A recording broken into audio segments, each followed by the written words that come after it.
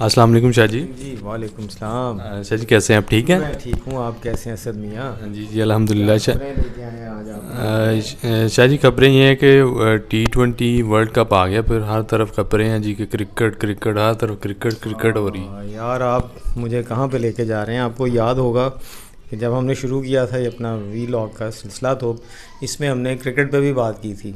तो मेरे कुछ दोस्तों ने उन्होंने कहा जी कि आपका स्पोर्ट्स से क्या ताल्लुक, आप तो पॉलिटिक्स पे रहें।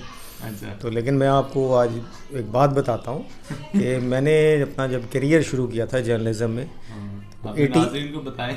87 के वर्ल्ड कप जब पाकिस्तान में हुआ था, उस वक्त इंडिया पाकिस्तान में, उससे पहले मैं पाकिस्तान टाइम्स में स्पोर्ट्स डेस्क पे मुझे उन्होंने लगा दिया था। तो वो 87 से लेके सितंबर अक्टूबर से लेके मैंने 92 के वर्ल्ड कप तक स्पोर्ट्स डेस्क पे भी काम किया हुआ है। अच्छा अच्छा। तो उस लिहाज से वैसे भी क्योंकि क्रिकेट आ रही है, तो मेरे अंदर का जो कह लीजिए वो स्ट्रीट क्रिकेटर है वो थोड़ा सा जाग रहा है, अंगड़ाइयाँ ले रहा था। तो आपने खुद ही ये शुरू कर दी बात, तो चलो हम पहले क्रिकेट पे बात करते हैं।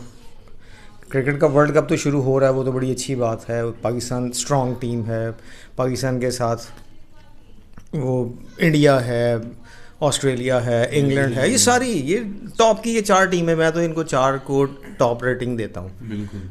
लेकिन उससे पहले हम शुरू करते हैं कि इंडिया जो है वो स्पोर्ट्स में सियासत को पता नहीं क्यों घुसा देता है। कल की अब बात है कि उनके BCCI के जो सेक्रेटरी हैं, उन्होंने जय शाह साहब, उन्होंने एक बयान दिया। उन्होंने कहा जी कि अगले साल पाकिस्तान में वो 50 ओवर से साइड का जो वनडे क्रिकेट का वर्ल्ड कप होना है वो पाकिस्तान में होना है। Asia cup, sorry, Asia cup. हाँ, एशिया कप होना है। तो उसके लिए पाकिस्तान, उन्होंने कहा जी कि इंडिया जो है वो पाकिस्तान नहीं जाएगी, किसी न्यूट्रल वेन्यू पे कर लें। भाई जब आपने पहले डिसाइड किया था, जब आपने फैसला किया था, सारे यानी एशिया के जितने भी ममालिक थी, एशियन क्रिकेट काउंसिल के जितने मेंबर्स थे, उन्होंने पाकिस्तान की हिमायत की, तो आपने दिया ना। अब आप उसमें सियासत घुसा रहे हैं। हालांकि मुझे इसकी समझ नहीं आती कि सियासत करने वाली बात कोई नहीं है, गेम है, उसको गेम की तरह लें। इंडिया का आपको शायद याद होगा, इससे पहले उनके एक वज़ीर आज़म थे साबिक, उन्होंने कहा जी कि पाकिस्तान का और इंडिया का मैच नहीं होना चाहिए, इंडिया को पाकिस्तान के साथ नहीं खेलना चाहिए। उसकी अगलों ने वजह पूछी, उन्होंने कहा जी कि जब पाकिस्तान से हारते हैं इंडिया की टीम, तो इंडिया वालों का मोराल जो है वो डाउन हो जाता है। तो भाई ऐसी पार्ट ऑफ गेम है। हाँ, इसलिए इसको पॉलिटिक्स की तरफ ना लेके जाएं, आप इसको एज ए गेम रखें। आप पाकिस्तान आए, देखो इंग्लैंड आ चुकी पाकिस्तान में, जो आपको था कि जी यहाँ पे टेररिज्म होता है और दिस एंड दैट, वो सारा कुछ ख़त्म हो गया, सारी चीज़ें नॉर्मल हो रही हैं पाकिस्तान में। अब आप पाकिस्तान के साथ जो इस किस्म की ज़्यादती कर रहे हैं, जो इस किस्म का ड्रामा कर रहे हैं, वो तो मेरी समझ से बालातर है। देखना ऑस्ट्रेलिया आ चुका है, इंग्लैंड आ चुका है, ये क्यों नहीं आ रहे? बिल्कुल बिल्कुल। तो वही है ना, ये अजीब सी पॉलिटिक्स है। इसमें मेरे ख्याल में इंडिया को थोड़ा सा, जिसको कहते हैं ना, मैच्योर हो जाना चाहिए, उनके क्रिकेट बोर्ड को भी। उसमें रमीज़ राजा ने भी, पाकिस्तान क्रिकेट बोर्ड के जो चेयरमैन हैं, उन्होंने भी कहा है कि जी ये ऐसा नहीं हो सकता कि आप जो इंडिया जैसा चाह रहा है वैसा हो। अगर ऐसा हुआ तो फिर क्रिकेट काउंसिल, जो एशियन क्रिकेट काउंसिल है, उसमें फिर स्प्लिट हो जाएगी ना। बिल्कुल, बात तो बिल्कुल ठीक है। जब पाकिस्तान को एक राइट दिया है सारे एशियन कंट्रीज़ ने, जो एशियन क्रिकेट काउंसिल में थी, उन्होंने जब डिसाइड करके पाकिस्तान को दिया, तो अब आपको क्या एतराज़ हो गया? और आप अब कह रहे हैं जी ये न्यूट्रल वेन्यू पे ले जाएं, ये तो बिल्कुल ही नाजायज़ इंडिया की ये जो है ना बात है, या जो इनका कह लीजिए कि जो इनका मौक़िफ़ है, वो मैं तो उसको बिल्कुल नहीं मानता। इंडिया को भी आना चाहिए, पाकिस्तान को भी इंडिया जाना चाहिए। पहले तो ये था ना जी खेलना ही नहीं है, अब चलो जब सामने हमने आता है जो न्यूट्रल वेन्यू पे चले जाएं। न्यूट्रल पे अब क्यों जाएं? आप इंडिया में खेलते हैं, सारी टीमें आपके पास आती हैं ना। इंडिया में क्या कुछ नहीं होता, यहाँ पे भी है, हर चीज़ है। इसलिए इस चीज़ को तो बिल्कुल मैं इसके हक़ में नहीं हूँ, बल्कि सारी मेरा क्रिकेट प्लेइंग नेशंस जो हैं वो भी इसके हक़ में नहीं होंगी।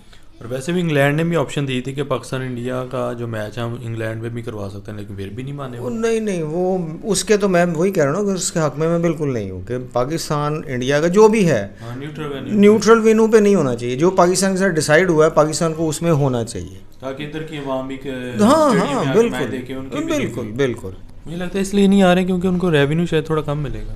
ओ नहीं यार, पाकिस्तान पॉलिटिक्स और रेवेन्यू, सिर्फ पॉलिटिक्स है, रेवेन्यू का कोई मसला नहीं है। अच्छा, रेवेन्यू सिर्फ, हाँ, सिर्फ पॉलिटिक्स है। अच्छा। और वो भी मैं तो इसको डर्टी पॉलिटिक्स कहता हूँ।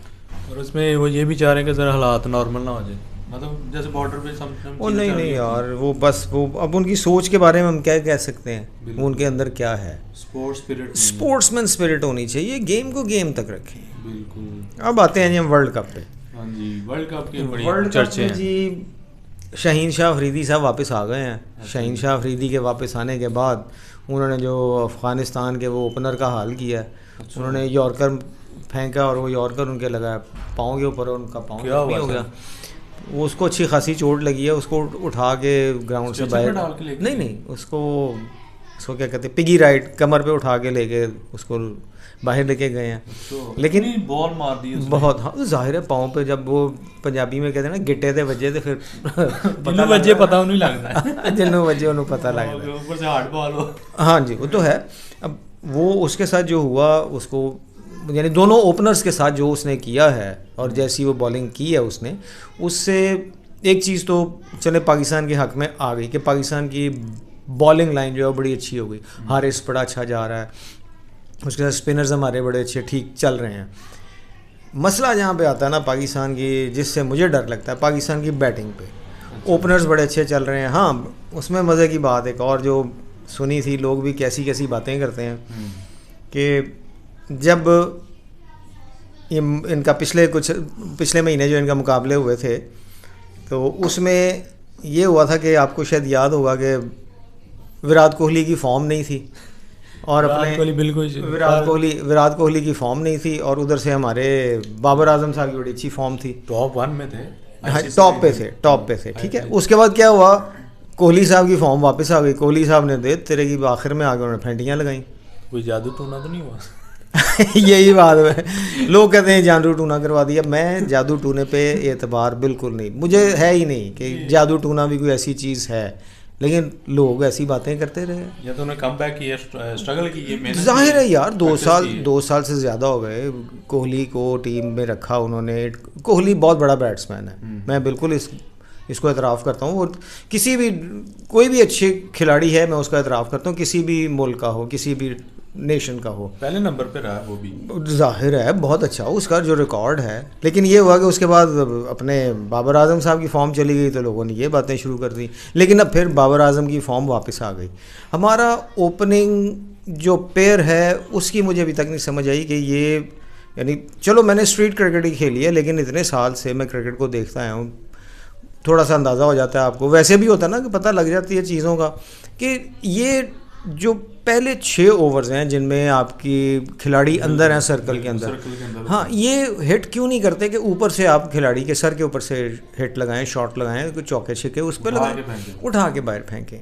ये इसमें ये बड़ी गड़बड़ करते हैं। जिस तरह अपने रिजवान बहुत अच्छे जा रहे हैं, उनके रिकॉर्ड बहुत अच्छा है, लेकिन रिजवान भी यही करते हैं कि शुरू के जो ओवर्स हैं उनमें वो टिप करते हैं, उसके बाद अब 160-170 का टारगेट दे देते हैं। तो 160-170 मेरा ख्याल है ऑस्ट्रेलिया में डिफेंड करना मुश्किल है आजकल। ये कुछ भी नहीं है सर, कुछ भी नहीं है। अगर आप शुरू के ओवर्स में, हाँ अगर आप शुरू के ओवर्स में थोड़ा सा आप एग्रेसिव खेलें, खिलाड़ी के सर पे से इनर सर्कल के ऊपर से आप टपा के फेंकें बाहर, कोई अच्छा स्कोर करें, 200 प्लस मेरे ख्याल में तो ऑस्ट्रेलिया में चलना चाहिए।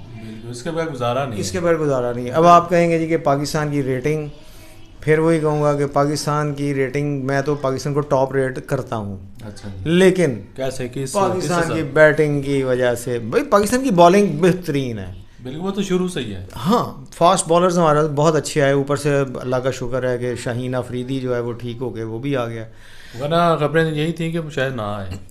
नहीं तो उसका जितना अच्छा इलाज करवा लिया उन्होंने, तो बिल्कुल ऐसा ही था। वो अल्लाह का शुक्र है कि वो ठीक होके आ गया। टीम हमारी इस वक्त कागज़ों पे बहुत अच्छी है, बैलेंस्ड है, लेकिन मिडल ऑर्डर वहाँ पे आके जो गड़बड़ होती है ना, उससे मुझे पाकिस्तान पे जो है ना वो शक पड़ता है। ये आसिफ साहब तो बहुत स्लो खेल रहे हैं। वो आप आसिफ है, आप किसी को भी जो मर्जी आप कह लीजिए, मसला है, आप सारों को आप क्रिटिसाइज़ कर सकते हैं। मसला ये है कि जिस तरह कहते हैं ना कि आपका दिन जो हो उसमें आप सब कुछ कर गुजरते हैं, ऐसी काम कर देते हैं, अनहोनी काम हो जाती हैं बातें कि जो कोई सोच भी नहीं सकता।